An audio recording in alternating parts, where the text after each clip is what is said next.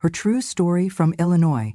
They said, "You're just counting days," and refused to share cake, so I bought a lakefront condo and cut them from my will.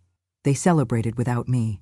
I planned without them. I approached the kitchen table with a careful step, folding my hands in front of me, afraid the linoleum would creak and betray my presence. 75 years on this earth, and 3/4 of a century's worth of careful politeness and patience had taught me to enter quietly. I glanced at the cake, a towering confection of vanilla frosting swirled with pink roses, topped with a golden 75. It looked decadent and untouched. I took a deep breath. Just as my fork hovered over the nearest slice, I heard it. Tina's voice, loud and dripping with sarcasm. "Oh, Grandma, why don't you let the kids enjoy it? You're just counting your days anyway." A ripple of laughter followed. Children's plates were whisked past me. Adults turned toward their seats again, eyes shining with amusement at her boldness. It was as though my 80 years of living had been reduced to mere numbers. My life brushed off as disposable. I froze. No one reached out a hand or offered me a seat at the table. No one offered to cut me a slice or even pause the party song for a moment. It wasn't even a smart quip. It was spiteful, thoughtless, empty cruelty wrapped in stale birthday cake. The room was bright, full of voices and balloons. Yet in that moment, I felt a shadow nestle around me, pulling me away from laughter and family sing-alongs, guiding me into a place I hadn't visited since my husband died, feeling invisible. I stood there, unwilling to speak, unwilling to protest. I felt a flush creep up my neck, and when I looked down, my hands were shaking. My life savings had gone into this house, into these walls, and yet here I was, treated like an extra, a decoration without purpose. The laughter died down. 3-year-olds laughed at each other. The younger adults leaned in to retell the same old stories. "Remember when Aunt Shelley dyed our hair?" But no one spoke to me. I stopped expecting happy birthday or even a nod of acknowledgement. I wasn't even granted that dignity. And then they started singing happy birthday. Children belted out off-key lyrics. The cake's candles glowed precariously. Half of me wanted to blow them out and retreat. The other half, a much smaller part, wanted to stand there and demand respect, but I didn't. I took a small plate from the stack they had reserved for my grandchildren. Oh, the irony. Then carried it through the circle into the kitchen, where the noise dimmed behind me.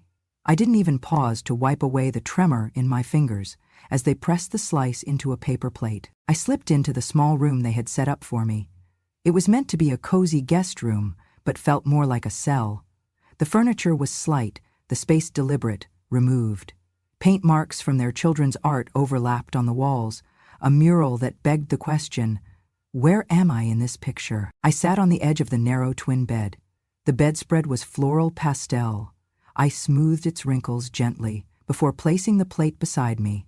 I stared at the cake, perfect icing, untouched fruit, and around it the words, "Celebrating Grandma." It felt hollow. Silence settled in the room like dust. Distant laughter, clinking dishes, voices floating up from the main floor. But this room contained something else, presence. My presence. I sipped my iced tea, trying to swallow the lump in my throat, trying not to cry. I thought back to the first time I ever baked a cake for them. It was 30 years ago. My husband was alive, and my arms weren't trembling. I had pulled out all the stops, triple-layer chocolate with creamy peanut butter frosting. They had devoured it, begged for seconds, praised the flavor. It tasted like love then. Now, it tasted like regret. I looked at the balloon bouquet outside the door. "Happy 75th, Grandma," it mocked me. They had glued sugar-coated words on a helium bundle. They had waited until I was the topic of jokes before celebrating me. I folded the napkins on my lap, pressing a dime-sized dot of powdered sugar into the crease. I wondered if it would dissolve in the next rainstorm, disappear like I felt. A quiet knock tapped on the door. Emily, my granddaughter, peeked in, concern shading her eyes. "Nan, are you okay?" she asked softly. She held 2 forks. I looked at that plate in front of me, my solitary piece of cake, and then at Emily's small, empathetic face. "I'm fine, sweetie," I replied quietly. "Go on, have fun." Emily lingered, her chest tight, like she wanted to say more but was stifled by the same tension that choked me. She put the cake back, retrieved her fork, and exited with a swift slam. I closed my eyes. The door clicked shut. The voices faded but did not disappear. They didn't need to. They had achieved their purpose. I had been made small, and their laughter laid the foundations. I walked to the window that overlooked the backyard. Their laughter produced shadows that danced against a lawn grown wild. In places I once kept tidy, the birthday banner they had strung across the fence looked like a cruel promise. I walked slowly to the small closet, pulled out my evening coat, and draped it over my arm. I carried my paper plate down the hallway, through the kitchen, past the cluster of guests who paused to say, "Happy birthday," then found my purse and slipped outside. The cool spring air greeted me. The wind teased at my coat. I inhaled it. They celebrated without me. They had no idea. I walked down the drive without hesitation, without tears. I kept the paper plate in my purse unopened as a reminder of what they offered me, crumbs. In my car, I didn't cry. I didn't want approval or acknowledgement. I turned the engine on and drove away. The engine's hum replaced their laughter. I drove far from that house. The road stretched quiet and empty. Somewhere, I thought I'd see a sign that said, "Life still begins here." I didn't know where I was going. I only knew I was leaving. At some point, my spark reignited. The small voice whispered, "You deserve more than cake. You deserve respect." I didn't look back. There is a kind of memory that lives not in photographs or journals, but in the worn-down soles of shoes, in the ink stains on a checkbook, in the calluses on your fingers from opening too many jars no one thanked you for. After my husband Harold passed, it was just me. I was 62, a widow, a quiet woman with a modest pension and decades of paperwork knowledge from working behind the counter at the First Midwest Bank. My house became too quiet, too clean, but it was mine. A 4-bedroom, 2-bath colonial that Harold and I had spent 30 years paying off, repainting, repairing. Every nail in that house had a name, a purpose, and I knew all of them by heart. It was that home they came to first when trouble knocked. When my son Robert lost his job at 44, he came to stay with me. I welcomed him with a warm bed and covered his mortgage for nearly 8 months. Not once did I complain. I simply reminded myself, this is what mothers do. When Tina, my granddaughter, the same Tina who laughed at me over birthday cake, applied to college, her parents said they could not manage the tuition gap. I took out a second loan against the house. I remember telling myself, it's just money. You can't take it with you. I clipped coupons. I stopped going to the beauty salon. I wore the same coat for 6 winters. I skipped birthday gifts for myself and sent grocery cards to Tina every finals week. They called sometimes, said thank you, but eventually, even the thank yous faded into silence. And when Robert remarried, his new wife did not want to raise children in a house that still bore the smell of my perfume and the imprint of my lace curtains. She wanted new, modern, larger closets. I said nothing. I sold the house. I'll just move into the guest room at Tina's until I find something smaller, I told myself. But that guest room became permanent, and slowly, my presence shifted from guest to burden. They didn't ask how I was sleeping. They didn't notice when I skipped dinner because the noises and jokes were too loud. They didn't think twice when I started washing my own laundry in the sink, just to avoid the scolding about using too much water. They thought of me as part of the wallpaper, something that was always there and didn't require acknowledgement. But that house they lived in? I helped with the down payment. That car Tina drives to work in? I co-signed the loan when she was 21. That new kitchen they brag about? I used part of my retirement account to install it while they were on vacation. And yet, when I asked for a chair near the fire last Christmas, I was told, "Grandma, that's where the dog sits." It was a few days after my birthday when I pulled out the old folders I kept in a locked chest. There were bank records, letters, old copies of property deeds. I had learned early in my career, never throw away a paper with your name on it. One document in particular caught my eye. The deed transfer from my old house. I had sold it and quietly placed the proceeds, what was left after paying everyone's debts, into an account I never touched, one they did not know existed. I stared at the number.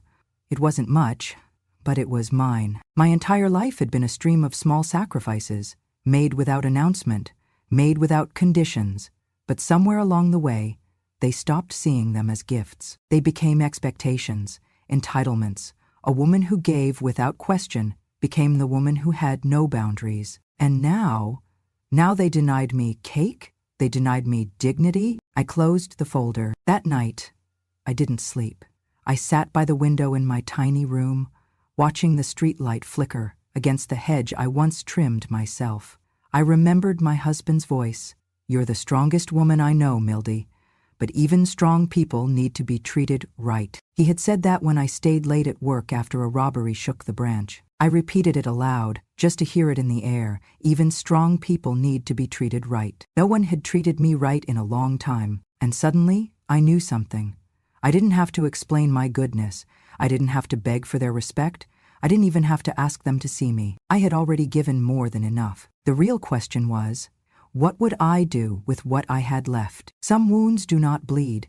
They happen in silence, between dinner plates, behind closed doors, in the quiet erasure of a name. After the birthday party, nothing changed. If anything, the cold got quieter. Meals became moments I was never invited to. No one ever said, "Dinner's ready, Grandma," or asked if I preferred peas or carrots. They just ate, laughed, talked about their days. Tina posted her photos on Instagram of her family meals, where I was never in frame. And when they were done, when plates were scraped clean and wine glasses rinsed, I would hear a knock at my door. Or sometimes not even that.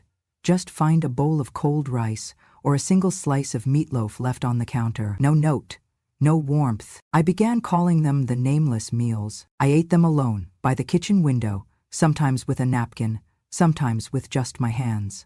They never asked how my day went. I suppose they thought I had nothing to say. After all, what could an old woman possibly contribute? There were no photos of me in the living room. Not on the mantel, not on the refrigerator. There were photos of baby showers, graduation ceremonies, beach vacations, but none with me. Even the Christmas card from last year? I took the picture. They never asked me to be in it. At first, I tried not to mind. I told myself, "You're not vain. You don't need to be in pictures to matter." But then one day when a neighbor visited, she looked at the wall and asked Tina, "Where's your grandmother?" Tina just shrugged and said, "She likes to keep to herself." No one corrected her. No one said I was in the next room. No one brought me out to say hello. I was there, folding laundry. I had heard every word. One afternoon, I walked past the living room as my great-grandson Jordan played video games with a school friend. He must have been 10 or 11, too old to be so cruel, too young to realize the weight of what he was saying. The friend asked, "Who's that in the hallway?" Jordan replied, "That's just my grandma. She's old. She doesn't even remember much anymore." They both laughed. I turned and went back to my room. I didn't cry. Instead, I opened the drawer next to my bed, pulled out the navy blue journal I had kept since moving in, and began to write. Today I became invisible, not because I vanished, but because they decided I was no longer worth seeing. I started writing more. Every night, under the light of a dim lamp, I recorded what I had cooked, what I overheard, what I remembered from years gone by. Sometimes I wrote about Harold, about the time he surprised me with a picnic in the middle of February, just because I had mentioned missing summer. Sometimes I wrote about Robert as a boy, how he used to bring me daisies from the neighbor's yard and claim they were stolen love gifts. And sometimes I just wrote down the things they said to me, not to be bitter, but to remember that I wasn't making it up, that it had happened, that this erasure was real. One entry read, "Maybe don't say goodnight anymore. I say it to myself now." Another, "They threw out my knitting bag, said it was clutter.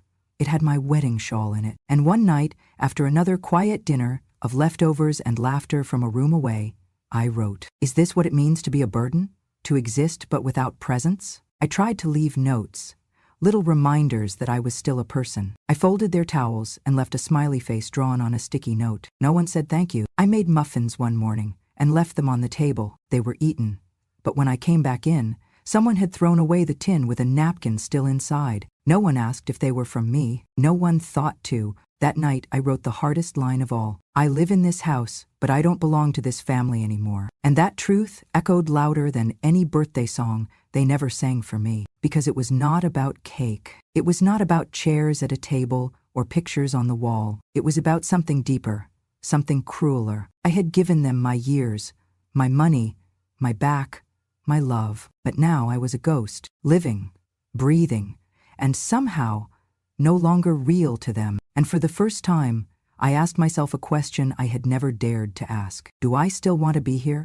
Not just in this house, but in this version of my life. Because I had a name.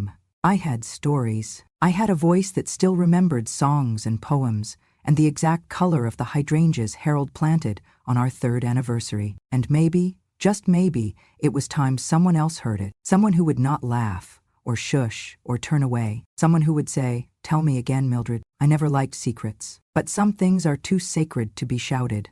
Some choices bloom best in silence. After that night, after my journal page stained with the words, "I live in this house, but I don't belong to this family anymore," I woke up with a strange stillness in my chest. Not sadness, not even anger, just a kind of clear knowing. It was time. They had forgotten, but I had not. I still held one final piece of my life before the burden.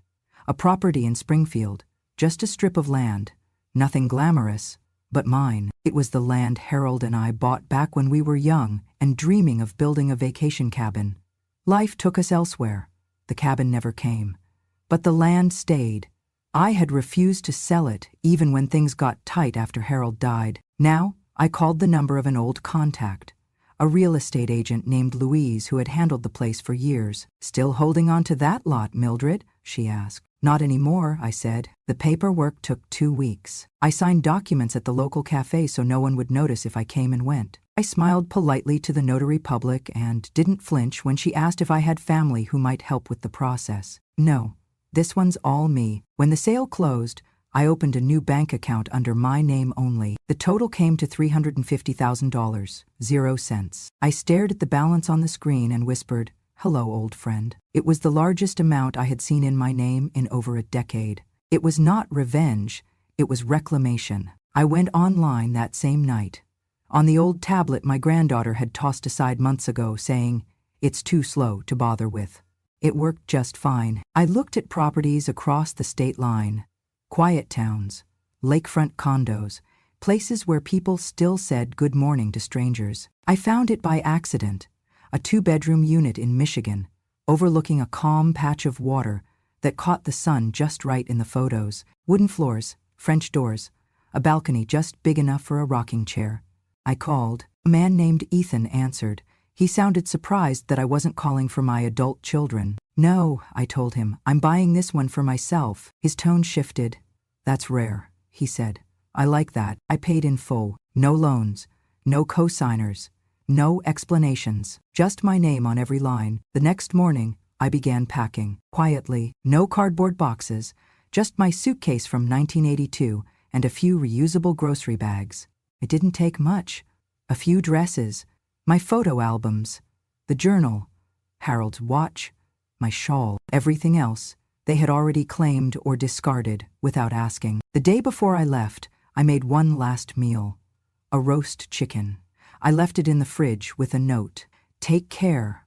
I won't be needing leftovers anymore." Then, at 2:14 a.m., I ordered a taxi. I didn't wait for sunrise. I didn't tell anyone goodbye. I stepped into the back seat, placed my suitcase beside me, and for the first time in years, closed the door, without feeling like someone might pull me back. The car pulled away from the curb. No one noticed. No one chased. They had celebrated without me. I had planned without them. As the taxi turned onto the highway, the lights of the house vanished behind a curve. I didn't look back. Instead, I pulled a small piece of cake from my purse, the one I had hidden after Tina's birthday party. A thin, dry slice with too much frosting. I had wrapped it in a napkin and tucked it away, not out of spite, out of reminder. I unwrapped it now, under the soft hum of the taxi, and took a bite. It wasn't sweet, it was something else. A memory, a promise, a reclamation. I swallowed, leaned back into the seat and chuckled, a sound that startled even me. The driver looked in the mirror and raised an eyebrow. "Everything okay back there?" I nodded slowly, then said it aloud, savoring every syllable. "Let them eat cake." Christmas used to be my favorite holiday, not for the gifts, not even for the carols or the lights, but for the warmth, the feeling that, for just one day, the world paused its cynicism and remembered how to be kind. This year, I celebrated in silence, and it was the most peaceful Christmas I had in decades. I heard nothing from them, not in the weeks leading up to the holidays, not on the day itself. They did not know I had left, not really. They may have noticed my bedroom door staying shut, or that the leftover roast was gone, or perhaps that my shawl was missing from the hook by the stairs. But people rarely notice what's not loudly taken. They assume presence, until it disappears. From my new condo, the snow fell in elegant silence, touching the lake like a secret it could not hold. I spent the morning wrapped in a thick blanket, sipping peppermint tea on the balcony. The neighbor across the hall, Mrs. Carter, a retired literature professor, brought over cranberry muffins and asked if I liked Emily Dickinson. We read aloud to each other, two strangers who had decided not to be lonely. In the evening, I watched It's a Wonderful Life for the 20th time, and for the first time I realized I was not Mary. I was George, someone who gave and gave until they forgot they existed outside of giving. But now, I remembered, and it was enough. Back in Illinois, I imagine it took a while. I was no longer useful, no longer pouring coffee or folding towels or replacing paper towels no one noticed were ever gone. But Christmas morning arrived, and they noticed. No one had bought my gift. They never did. But my absence made wrapping their own feel unfinished. Tina asked where I was, maybe with a flicker of concern or guilt. My son might have muttered something like, "She probably went to visit her sister," forgetting that my sister passed away 6 years ago. Eventually, they called, that I had changed my number, and when the voicemail replied, "This number is no longer in service," I like to think they paused, not out of fear, but confusion, because people like me, they expect us to always be there, holding the camera, passing the plates, laughing at jokes made at our expense. We are supposed to be the furniture of family, until one day, we are not. A week after Christmas, I mailed them a postcard. Just one. No return address. Just the picture of my lake, calm, snow-dusted, and gently golden under the winter sun. The message was short. I found warmth where no one laughs at my age. Mildred. I do not know how they reacted, whether they read it aloud, or folded it quietly and tucked it away like a mistake they could not undo. I only know that no one came looking. No knock at the door. No apology. No plane ticket. They had built a home that ran perfectly without me, until it didn't. But rather than confront that truth, they left the postcard on the kitchen table, next to unopened coupons and old grocery lists. It stung them, I hope, not to punish, but to remind that love is not a resource to be mined until dry. It is a gift that must be honored, or it will vanish, quietly, like I did. My new mornings began with the sound of the lake tapping gently at the rocks. There was no shouting, no footsteps stomping past my bedroom door, no one sighing when I asked a question, no phones buzzing with texts that said, "Grandma needs something again." Just light, golden, warm, silent light that spilled through my window, as if the lake itself had chosen to greet me. I had not lived alone in 47 years, and yet I had never felt more accompanied. The condo was small, just 2 rooms and a modest balcony, but every inch of it was mine. I'd bought it furnished but spent hours choosing new curtains, a ceramic teapot, and a set of watercolor brushes I had no idea how to use, yet. My first week, I baked blueberry scones and left them by the front desk for the building staff. A young woman named Janelle from the front office knocked that afternoon just to say, "You made my morning better." I almost cried over a sentence I had not heard in so long. People spoke to me here, not as if I were invisible, not like I was a memory already fading, but like I mattered. I met George on my 3rd evening while watching the lake turn silver beneath a fading sky. He had white hair, a soft flannel jacket, and a cane he refused to use unless someone made him. "Wife passed 2 years ago," he said. "Kids called for the funeral, then forgot the number." I smiled. "Mine call when the garbage disposal breaks? Or when they think I owe them something?" He chuckled. "So, we are the unwanted generation?" "No," I said, surprising even myself. "We're the generation that forgot we were allowed to want something." We sat like that for hours. 2 old strangers who had both been background noise in younger people's stories, now finally center stage in our own. George became my first real friend in years. We started meeting every Wednesday afternoon for tea. He brought cookies, I brought old stories. And somehow, neither of us felt lonely anymore. Days became routines. I woke up early to make cinnamon rolls or banana bread, Some I kept, some I gave away. In the afternoons, I walked along the lake trail. People nodded. Some even stopped to say hello. A little boy once ran up just to ask if I was someone's grandma, and when I said yes, he grinned and gave me a flower. At 75, I had joined a gentle yoga class led by a woman named Teresa, who said age was just a different version of strength. I believed her. I started painting with watercolors every Sunday, laughing at my shaky hands and proud of every wild, uneven blossom I managed to create. My memoir took shape slowly, each page a thread pulled back from the parts of myself I had long tucked away for others' comfort. I had no one to cook for, but I had myself to nourish, and for once, that was enough. One afternoon, George brought chamomile tea and a lemon tart he had made from scratch. We sat on the balcony, the lake sparkling like it had been polished with glass. "I have not seen you frown in weeks," he said. "I have not been told to sit in silence either," I replied. He lifted his teacup. "To freedom," he toasted. I lifted mine too, paused, then said with a smile, "I was denied cake, but now I feast on peace." He laughed, and then we fell quiet, not the awkward kind, but the kind that wraps around two people like a blanket. I remembered that day in the kitchen, my hands reaching for a slice of cake, the one with my name in cursive frosting, Tina's voice like vinegar in honey, the room full of laughter that wasn't mine. And now, here I was, holding a cup of tea, looking over a lake, with someone who saw me, not as a burden, but as a woman still capable of joy. I had been pushed aside, but I had not broken. I had simply moved. It came on a Tuesday, a thick white envelope, embossed with a gold insignia and addressed to my former home in Illinois, not from me, but from my attorney. Inside, a copy of my revised will. Every word of it was deliberate. Every sentence a quiet undoing of what they had once assumed. I left nothing to my children, nothing to my grandchildren, not the savings I had built over 5 decades at the bank, not the condo by the lake, not even my jewelry, the small sentimental pieces they used to ask about after every family gathering. Instead, I donated it all to the assisted living home in Michigan, where I now volunteered twice a week, reading to the blind, organizing crafts, and holding hands with people who had stories but no one to listen. They welcomed me like family, so I gave back, not out of spite, but out of love, finally returned. My attorney said my family called him 4 times in one day. He didn't answer. Tina was the first to explode, online, of course. She wrote a long, frantic post on social media, dripping in wounded ego. My grandmother disinherited us after all we did for her.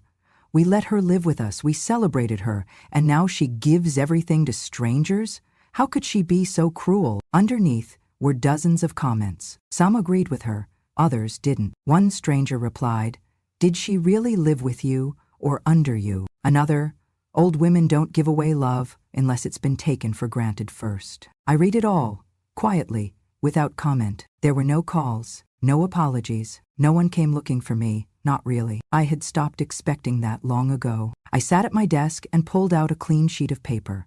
I wrote, slowly, carefully, more for myself than for anyone else. We may celebrated without me. I planned without them. It was not bitterness, it was clarity. It was the final line of a chapter I had waited too long to close. They had shown me who I was to them. Background noise, a placeholder, someone to dismiss when convenient. Now I had shown them who I had always been. Not a burden, not a prop, but a woman who remembered everything. Who remembered buying Tina's textbooks when her father forgot. Who remembered staying up with fevers, writing checks when their pride got too thin to ask. Who remembered birthdays and allergies and favorite bedtime songs. But more than anything, I remembered how they made me feel when I asked for nothing more than a slice of cake. That night, George brought over a small cake he had baked himself. Chocolate, a little lopsided, covered in powdered sugar, and a few sliced strawberries. "No candles," he said. "Just cake for being alive." We shared it on the balcony. The lake hummed under the moonlight. We did not toast. We did not say much, but I smiled after every bite, not because it was sweet, but because it was mine. My 76th birthday was different. There was no awkward silence, no paper plates on kitchen counters, no children elbowing me aside for cake I had bought, no backhanded jokes, no waiting in a hallway for someone to remember I existed. Instead, I stood in the center of a warm, sunlit room, inside the community hall by the lake. Folded chairs filled the space, but no one sat quietly. Everyone moved, laughed, hugged. The smell of cinnamon rolls and tea floated in the air. George wore a green sweater I had once complimented. He brought tulips in a mason jar. Joan, the woman who taught watercolor next door, baked a pecan pie. A group of teenagers I tutored in letter writing class made a giant card with 76 looks good on you in bubble letters across the front. There were no speeches planned, no forced songs, only something I had decided to do for myself. I walked to the little wooden podium in the corner, holding a page torn from my notebook, the one I had started writing in the week I left Illinois. I cleared my throat. Everyone went quiet, and I read. This year I finally learned that dignity isn't like cake. You do not get to slice it for someone else. You do not get to offer someone a bite and take the rest. Dignity is not given, it's claimed. There was silence at first. Then hands met hands in a soft wave of applause. Gentle but sure, the kind that said, "We see you." I smiled, folded the paper, and tucked it back into the book. George stepped up beside me and raised a glass of sparkling cider. "To the woman who chose herself," he said. Laughter followed. A few people even wiped their eyes. I did not cry. I had done enough of that. Instead, I walked to the large window overlooking the lake. The late autumn sun shimmered on the water like golden thread being pulled across its surface. Trees flamed in amber and red, their leaves like memory, falling, but beautiful. I leaned against the window frame, and for the first time in decades I felt full, not from the cake, or the cider, or the sound of my name being spoken without obligation, but from something else. A stillness, a peace, a long overdue sense that I was no longer just counting the days. I was living them, and they were mine. After the guests left, and the room returned to silence, I stayed behind. Just me and the folded chairs and the leftover pie. George helped me sweep up confetti. We did not say much, but before he left, he placed a note in my hand. His handwriting was shaky, but careful. "If you ever feel like sharing the view from that lakefront window with someone who also chose peace, I'll bring the coffee." I laughed softly, folded the note, and slipped it into my purse. The sun was setting as I stepped outside. Crisp air kissed my face. I tightened my shawl around my shoulders and looked up. A single leaf spun in the air, landed at my feet, then drifted off again with the breeze. I whispered to no one, but maybe to everything. I was just counting the days until I lived them fully. Thank you for staying with us through the end of Mildred's story. She was never loud. She never demanded anything. She gave quietly, sacrificed quietly, and for years she was dismissed, just as quietly, until one moment changed everything. It was not a scream. It was not a fight. It was a slice of cake denied and a dignity reclaimed. Her journey reminds us of something we often forget in this busy world, that love without respect becomes duty, and silence without recognition becomes grief. Mildred did not disappear. She chose herself. She stopped, waiting to be invited to the table. She built her own. She stopped whispering her worth in the dark. She began to live it out loud in the open and on her own terms. And isn't that what we all hope for? Not just to survive our later years, but to live them with meaning, with peace, and with pride. At Grandma True Stories, we tell these stories because they matter. Because too many women like Mildred have been made to feel like they take up space. Too many grandmothers have been forgotten in the corners of their own homes. Too many sacrifices have been erased. Too many birthdays have gone uncelebrated. Too many voices have been silenced. But not here. Here, every wrinkle holds a memory. Every scar has a story. Every woman deserves to be heard. So if you felt something today, if Mildred reminded you of someone you know, or maybe even of yourself, then we invite you to stay. Subscribe to Grandma True Stories and be part of a community that listens, honors, and uplifts. Because revenge doesn't always shout. Sometimes it whispers, "You didn't see me." But now the world will. And sometimes healing doesn't come in the form of apologies. It comes in the form of peace, by a quiet lake, a cup of tea, and a new chapter written on your own. We'll be here to share the next one with you. Until then, take care of your elders, listen closely to their silences, and never, ever, underestimate the strength of a woman who has nothing left to prove. Let us know in the comments, What would you do if you were Mildred? And if you believe dignity has no expiration date, hit subscribe. See you in the next story.